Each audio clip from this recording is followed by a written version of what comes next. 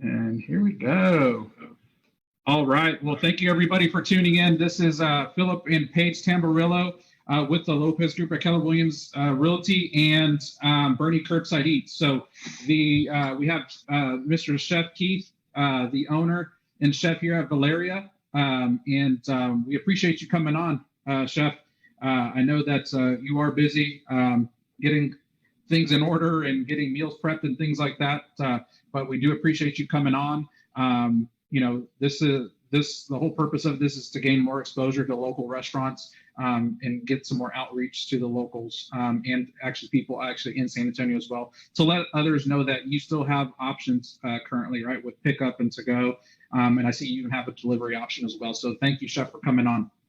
Thank you for having me. Thank you. Yes. Awesome. So we're gonna take a minute here to let people log on, and then we'll go ahead and get started.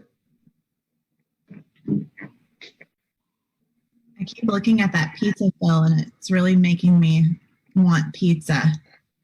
Well, there's plenty more. Look, let me show you some other pictures. I'm gonna have to come by tonight, Chef.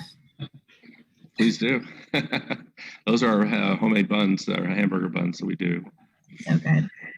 And that's one of our delivery services, one of maybe 3 or 4. And that's our new burger concept there with our triple fried fries, our homemade ketchup, homemade buns, really homemade everything. We use a local grass-fed beef for that as well for the patty. So that's awesome. It's really a nice. Do you all source from one particular farm? Actually, I have a little network being open over 5 years. I finally have a little network of about 3 suppliers for grass-fed beef. Awesome. And so one alone maybe can't handle everything, but between 3 of them, it's pretty good.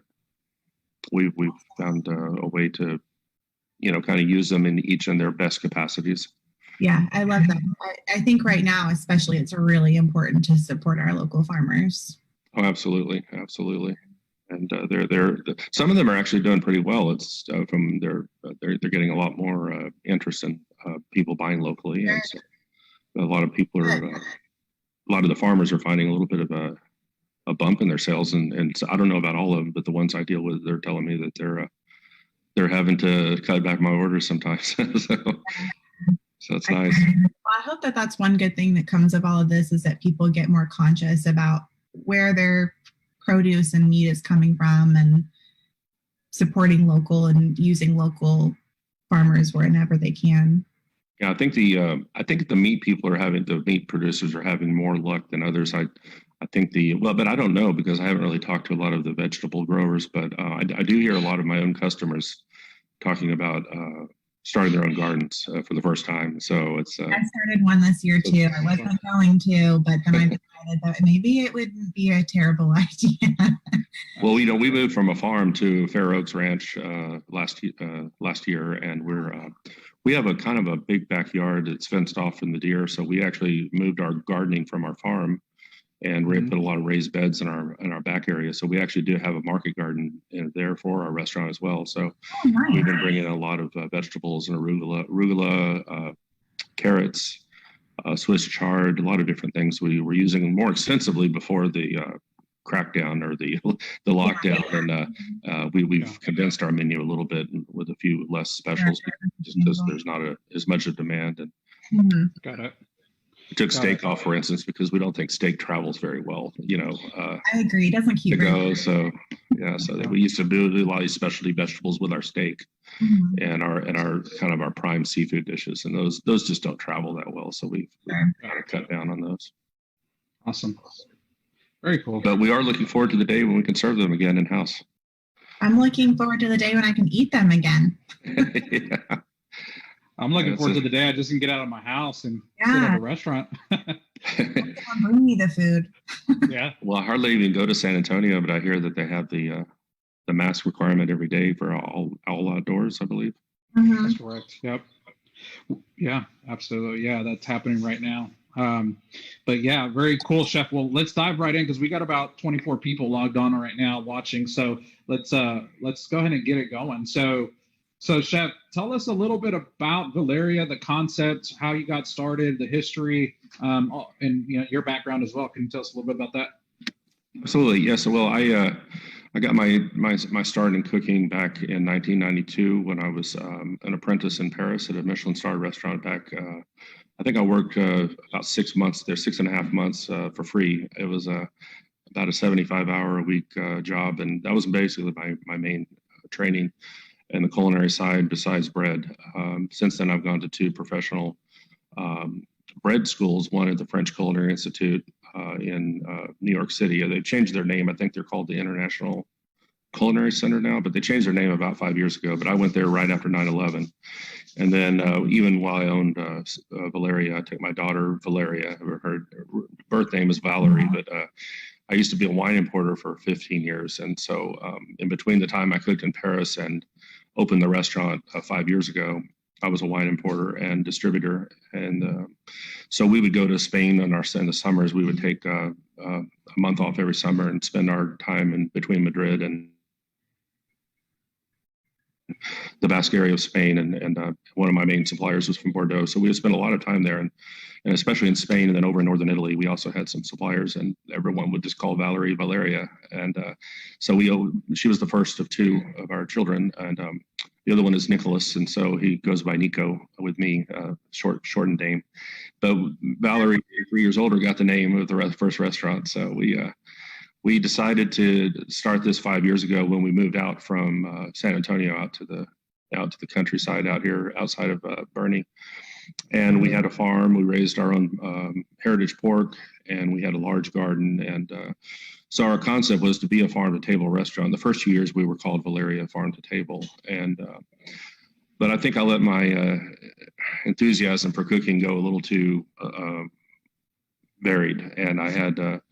A lot of people were a little bit confused about what I did because I used to travel to Asia a lot when I was in the wine business, and I would bring home influences from all over the world, from Korea to China to. I love that. And I started going all different directions, and people were telling me, "Well, we really don't know what to call you. We don't really know what kind of food you have." And I said, "Well, we kind of do farm to table, and we elaborate the best we can do from our farm, and we just go any direction we want to go." Well, after a while, I started seeing the confusion in the market. People say, well, they have great pizzas, they got great burgers, hey, they get great kung pao shrimp, and they also have something from Mexico or something from Japan or sushi. And I started thinking, I'm getting a little bit too carried away. I hired a consultant that used to work in New York City for about 10 years, and had a lot more experience than I did in the very successful restaurants he worked up with the Bostonish Group and several other large places. And he was a very refined chef, had an MBA, and he also from North Texas State. And before he went to the CIA and graduated at top of his class up in New York. And then he had 11 years full-time experience before he decided to leave Manhattan and come back to his roots.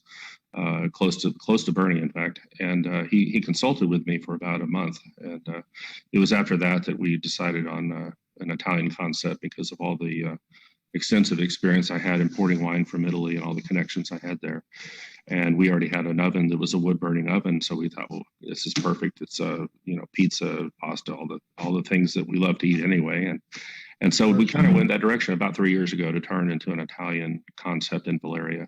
And so that's basically how we got to where we are now in terms of our concept. And so that's where we are now. But last year, we, as I mentioned, when the tune-up to this program, we had this big Bellissimo room next door. We called it the Bellissimo room. And it was our banquet event center. And we opened just a year ago. And like I said, the timing wasn't so great with the COVID-19 because now, even once I think people are allowed to have guests, it's going to be a while before large groups feel comfortable, gathering. So we're turning that, as you see on the burger, into a burger, basically a burger joint next door, but it's all going to be local grass-fed beef and homemade buns, homemade ketchup, everything homemade. So it'll be kind of a craft burger area that to find a craft burger that really is kind of with these kind of ingredients is rather hard to find in the San Antonio environment. You have a lot of craft burger places, but I'm not sure how many are, grass-fed beef and beef tallow French fries, which is one of the things we want to do, all from grass-fed sourced beef.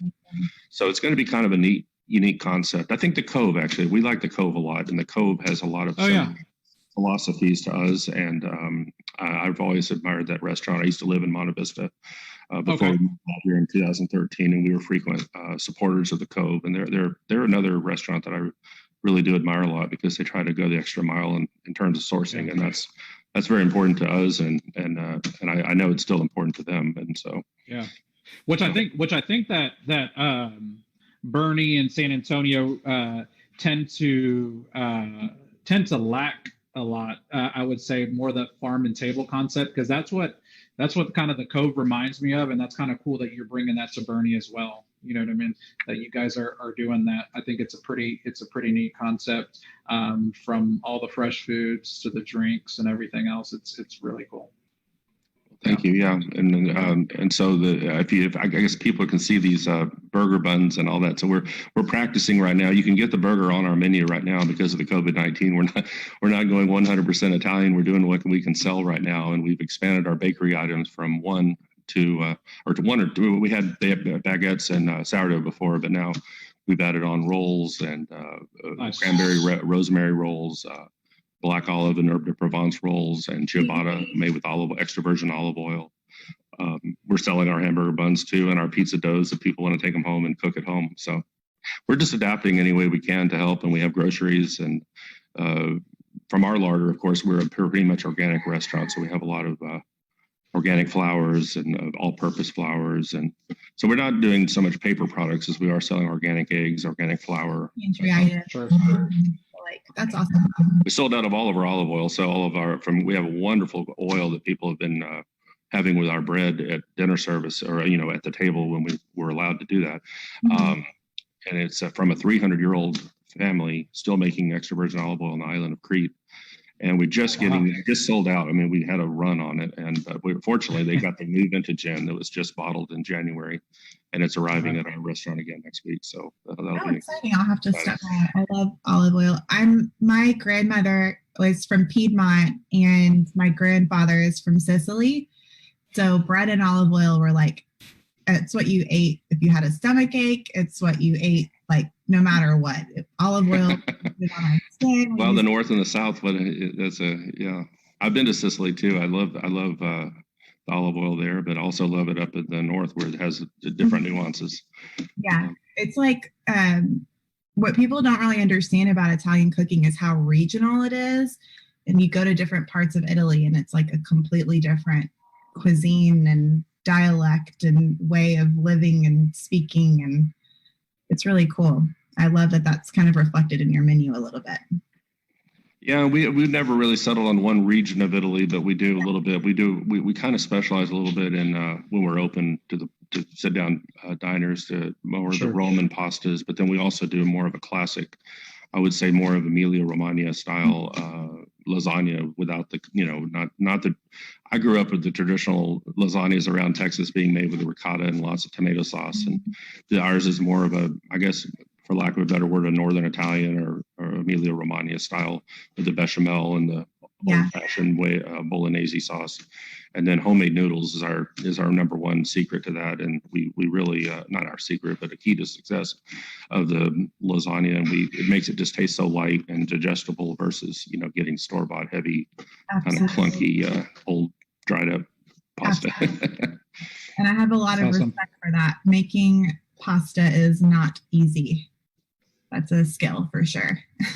Once you get it down, it can be something that you do without thinking, but then when you have to train someone, you see it's very hard to train to get someone up to that level. So that's what I'm trying to do. What I was trying to do when we had more employees. Now we're down to one, and he's doing a good job. But hopefully we'll be open up and taking on new employees, bringing back some employees just as soon as we can. Yeah, that's awesome. Yeah, Paige always tells me she will not eat any canned or jarred tomato sauce or anything like that. Because she's Italian, so she always makes fun of me if they see us buying like one of these Prego, Bertolli or ragu or the already made sauces. She said she will not eat those, is what she told me. So well, we do have to give in to the wintertime here. We do bring in some glass jarred Italian tomatoes. They're both yellow, little cherry tomatoes from Mount Vesuvius. Mhm. And the fact that they're in glass jars really means a lot. And then we do get one canned one because I think, even in Italy, they use the canned San Marzanos, but we get the certified San Marzanos, and we have those here as well. So, but we are excited. We've been putting in lots of tomatoes, so we're really excited for May to come and be serving our fresh garden grown tomatoes here in our salads and we chop them up and throw them in a lot of our seafood pasta dishes. And it really makes a big difference in the flavor, the freshness. Sure. That's awesome. Absolutely. So Chef, tell it. Oh, go ahead. Go ahead, Paige. No. Go ahead. So Chef, tell us a little bit about, some of your signature dishes, most popular, your favorite. Tell us about that. Well, lasagna has been for the last 2 years our number one seller. People get we've had people get really upset for not having it when we run out, and we don't try to run out, but we sometimes don't know the demand, and sometimes we'll sell 20 pieces in one day, and sometimes we sell 3, and so you don't want to overproduce and have them sit around too long because they have a certain shelf life, and we don't freeze them or anything like that. So the linguine pescatore, I would say, is number 2, and that is done. In fact, I developed this dish when I was in Italy last summer. We went all through Naples area and Piedmont and Tuscany, but when we got down to Naples, it was my first time to Naples, and we really stayed there for almost a week and really explored a lot of the seafood there. And they're really known for their extensive variety of foods, but primarily for me, the seafood stood out. Of course, pizza, that's for sure. But I'm actually a odd duck. I prefer the pizza, to be honest with you, from Rome.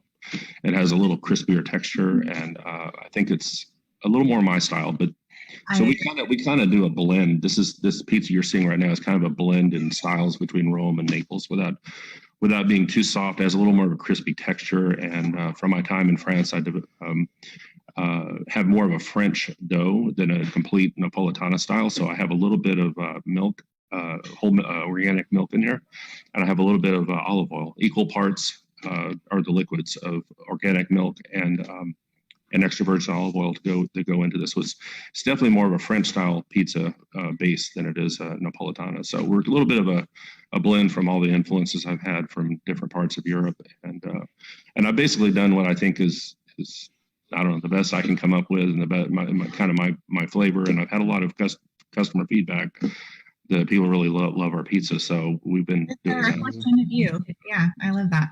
But back to the pescatoria, so we get our clams and mussels from Maine. We have a provider there, Brown Trading, that sends us some lovely mussels, clams, scallops in season. So with the clam, I think the mussels are year round. I never seem to not be able to get those, and so we put those in with a little bit of Calabrian chili flakes and lots of garlic and fresh tomatoes, chop them, throw them in, a little white wine, and then we put the fresh boiled linguine in there, and we serve it actually in-house in a paella pan.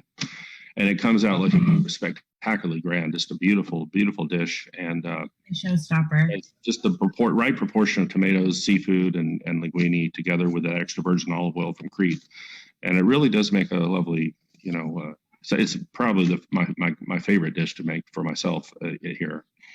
And then the seafood Florentine is kind of a one we have kept on the menu for to go because it has more of a maybe a blend. It has a little bechamel on top, and it has a little melted cheese. So it's definitely not a Southern Italian dish. It's definitely, if anything, more north of Italy, or maybe even more of a French influence because of the cheese and bechamel on top. I think that carries well in a to-go container. So that's one of the things we serve here in a cazuela, like a Spanish-style wide, about a 7-inch wide cazuela here. But to go, we put it in obviously a to-go container, and it carries pretty well. And the lasagna is great for to go. And our chicken crepes, that's got to be one of our top sellers. We make our own homemade crepes, and we do organic chicken, and we do a nice saute of kind of leeks, mushroom. We do the leeks first and onions and get them melted, and then we put the mushrooms in and white wine and let it reduce. And then we put the chicken meat we've taken off the roasted chicken and put it all in there. And that's our filling for our crepes. And we top it again with a little bechamel, a little fontina. That's amazing. And it's a lovely dish, and that carries well as well.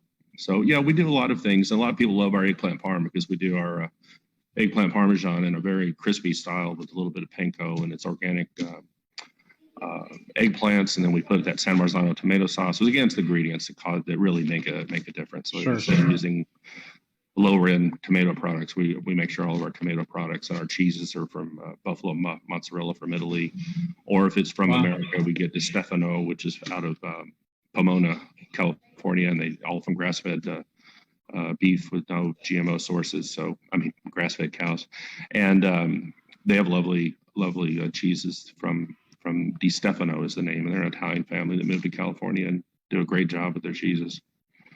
So yeah, that sounds amazing. That sounds amazing. I love chicken crepes. That's probably in like my top 5 favorite dishes. You know, it's we developed it here about 2 years ago. I think we've had it on, and people, you know, it's one of those crowd favorites now that people really, you know, get a little upset if we run out of them. So I came all the way over here for your crepes and you don't have them. So we have a few go-to dishes that we just don't want to take off anymore because they've stood the test of time and popularity. So call before is what you're saying. Sometimes it's a good idea, yeah, just to double check. And if you have your heart set on one thing, make sure we have it before you make a trip. But like I said, we do try to keep all these that you currently see on this menu, and especially when we open the burger place, it's going to be called Nico's Gourmet Burgers, and it's going to be named after my son, Nicholas. So now my son, who's 3 years younger than Valerie, will have his restaurant. Yeah, so to speak. He was probably upset. He was like, "Where's mine, Dad?" Yeah, exactly. Yeah. So that'll be open. We hope to time it with a, you know, early May, mid-May kind of a time frame, and it'll be counter service. It won't be waiter. We won't be a waiter service.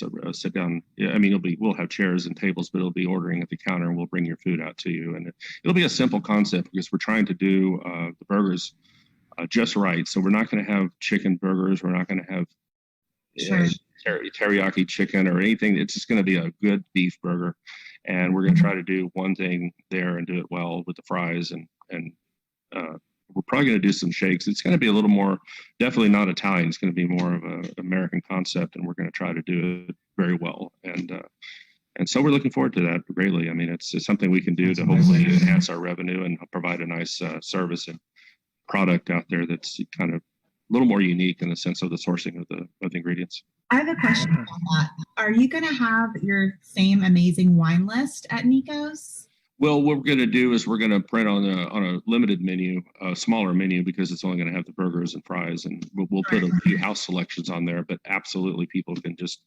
we'll have a wine list in there. If people want to sit there and order we were joking the other day about how good the burgers taste, and we thought, you know, the burgers in Burgundy or Burgundies in Barolo, you know, put some sauteed mushrooms on a burger and have it with a lovely Burgundy or Barolo or Brunello, burgers in Brunello. Who I'd love that. That'd be perfect. I was actually just that is pretty cool. A suggestion or more of a selfish request. I love burgers, like a gourmet burger with a really good glass of wine, and I think that you should maybe do like a pairing for each burger, like suggest like a glass of wine that would like pair well with it. I think that's a great idea. I'll do that. That's a great idea. That's actually suggestion a really cool taken. idea. Yeah. You never know when you're gonna learn something. That's great. That's a really good idea, actually. Yeah, that's awesome. So tell us about. I know you got some Chef Keith's featured wines. You want to tell us anything about some of these recommendations, or that you have featured here? Well, the one that our current feature is the Domaine d'Ali is Les Cimes. It means the peaks, and it's done by a friend of mine. It's actually made by a friend of mine, Boris Kovac, down in the Roussillon region of France. And I visited him about 4 times there, and he makes this wine. And I was a wine importer when I first was taking this wine in, and my brother took over the company that I used to run with them, Serendipity Wines, and it's quite a large distributor now. I think they're in Texas, California, and a few other states, and they sell to probably, I think, 30 distributors throughout many other states. And so, but anyway, when I was opening the restaurant, it was about the same time frame, 2014 or 15. We opened in 15, and I had imported this in 2014. And on the water, it suddenly received 95 points Parker. So I was quite pleased that I got in at the older price. Yeah. The price is about a lot more expensive these days. So So yeah, that's one of my favorites. It's a blend of Grenache and Syrah, Mourvedre, and some Carignan grapes, and it's a lovely wine. In fact, it's a great burger wine, to be honest with you, because it's full bodied but not too full bodied, and it's a real rich, long finish. I really do like that one quite a lot. And this Poggio Nico up in the Chianti Classico. Actually, that's the wrong date. We sold out of the 14. We're now in 2015, which is a much better year. And that's a lovely Chianti Classico that I took two of my cooks to. That I took two cooks 2 years ago to Italy so they could experience Italy. And we stayed at this vineyard. And it was a wonderful, wonderful vineyard.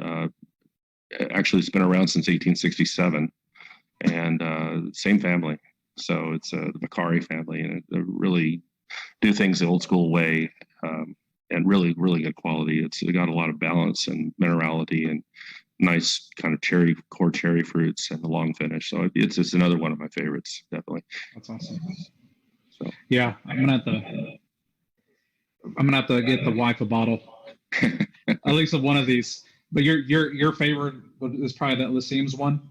I would say overall that one or the Chianti. They're different styles. It kind of depends on what I'm having. But we sell them by the bottle. And by the way, these are sit down prices. I need to actually come down. I need to go through the whole list and change it to retail pricing, because these are prices if you come in when we're open and you can sit down and have table service and have the whole experience. So with the retail side, these are generally about half of what you see here for retail to go. Got it. Okay.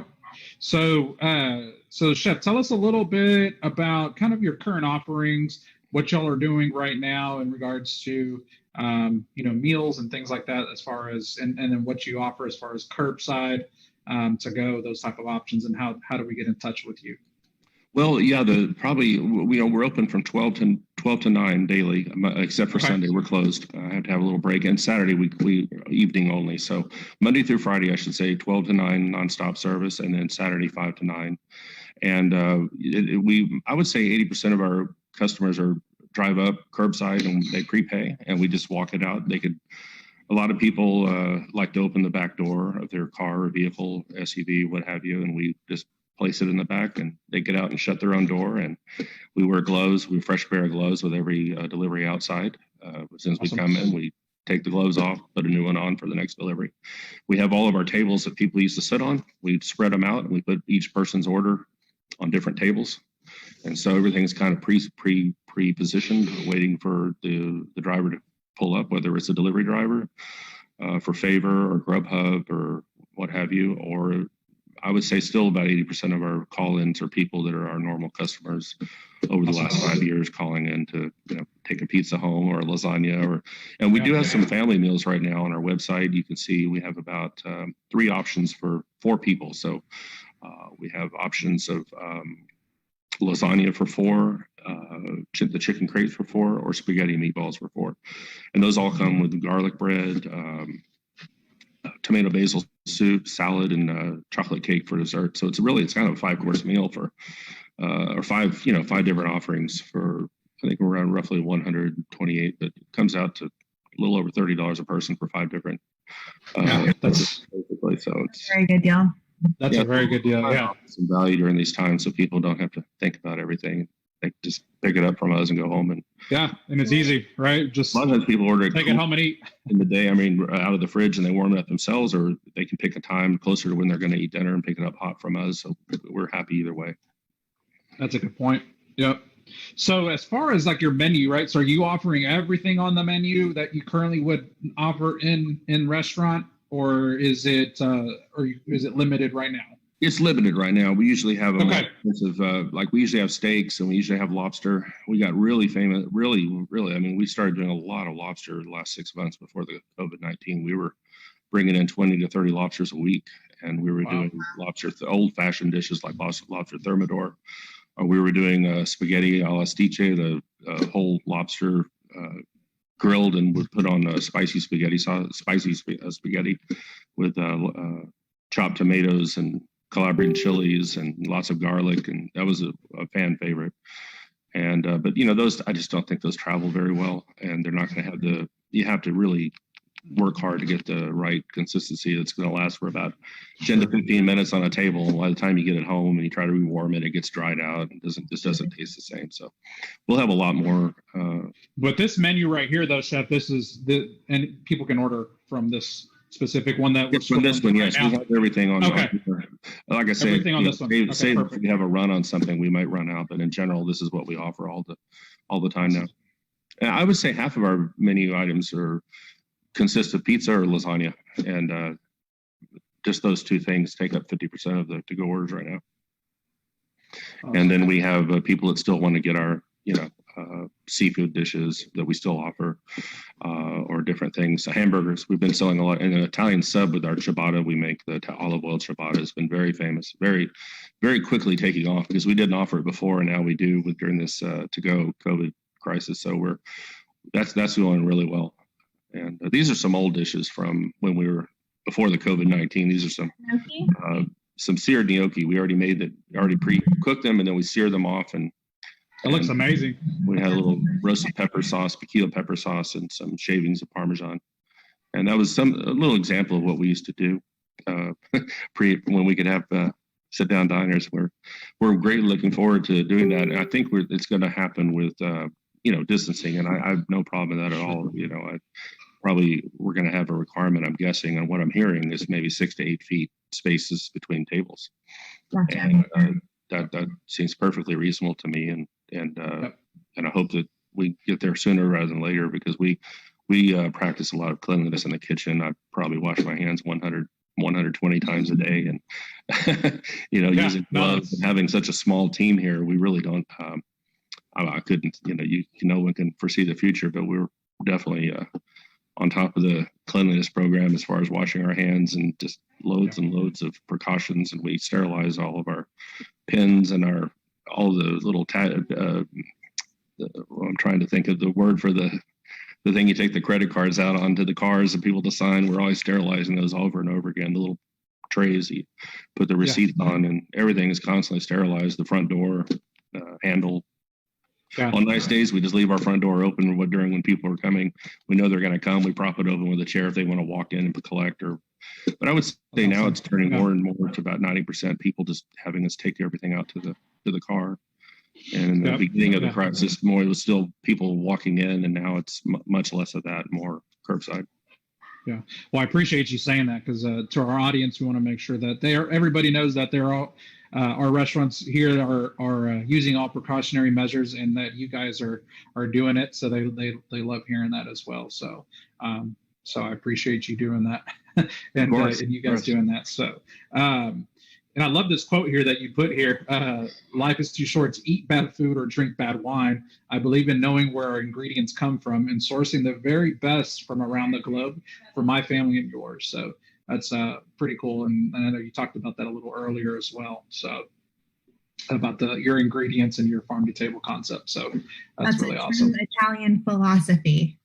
Yeah. And if we made Parmesan Reggiano in Texas, I'd buy it, but we don't yet. But I try to be as local as I can, and then when I have to buy some Italian Fontino or Parmesan Reggiano or San Marzano tomatoes, it's still a global community, and so I support the little. Actually, to be honest with you, a lot of the tomatoes we get are from small farmers in Italy. So even though we're buying things from Italy, we're still buying select small artisanal, small family grown products. Versus, there's some places in Italy that have companies that are as big as Heinz and very mass produced tomatoes. We don't buy those either. Sure. We always try to buy the fact our tomato supplier is San Nicolo, and it's a very small producer, and we do these wine dinners about every 6 months with the Ferragamo family. They own a winery called Il Boro in eastern Tuscany, which we've also visited, and they have a very organic philosophy. And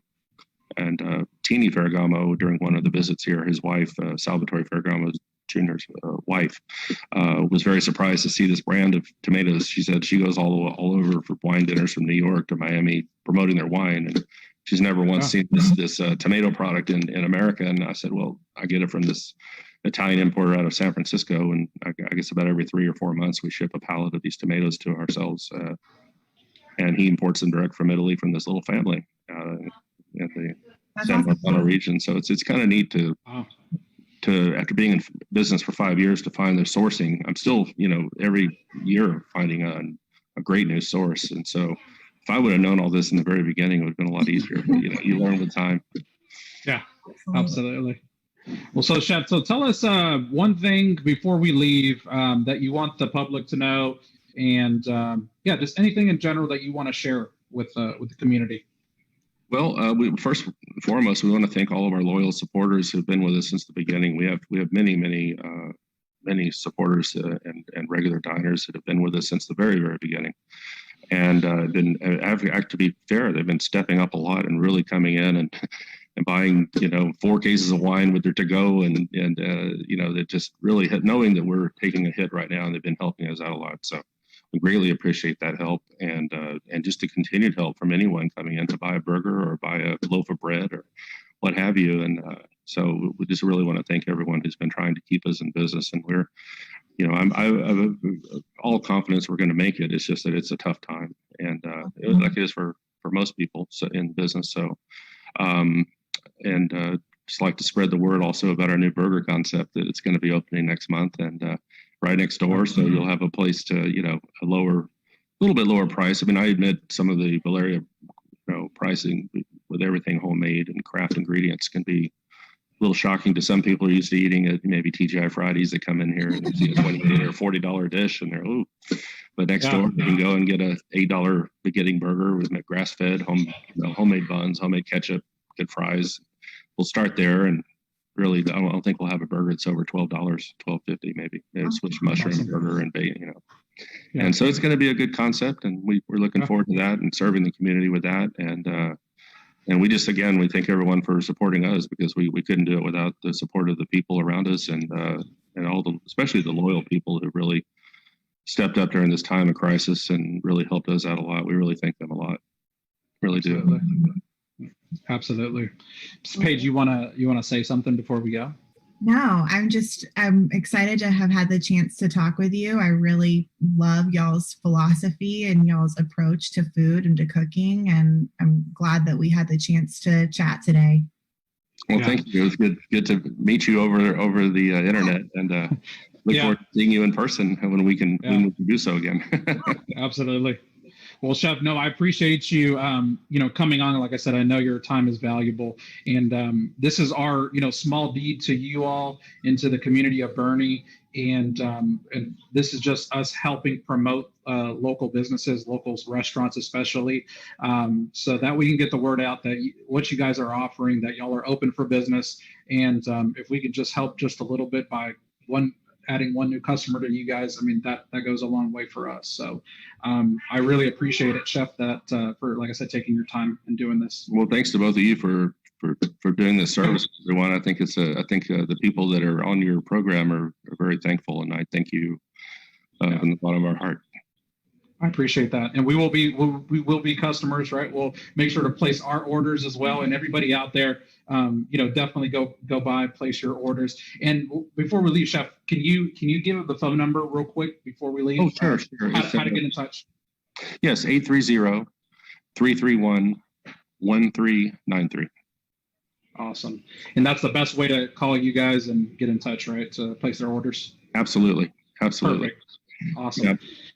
Awesome, Chef. Well, thank you so much for having us. All right, you take care. All right. All right. Well, thank you. All right. Good luck with everything. Thank you so much. Good all right. You have a blessed day. Take care, Chef. Bye. Thank you. Bye-bye. Ciao.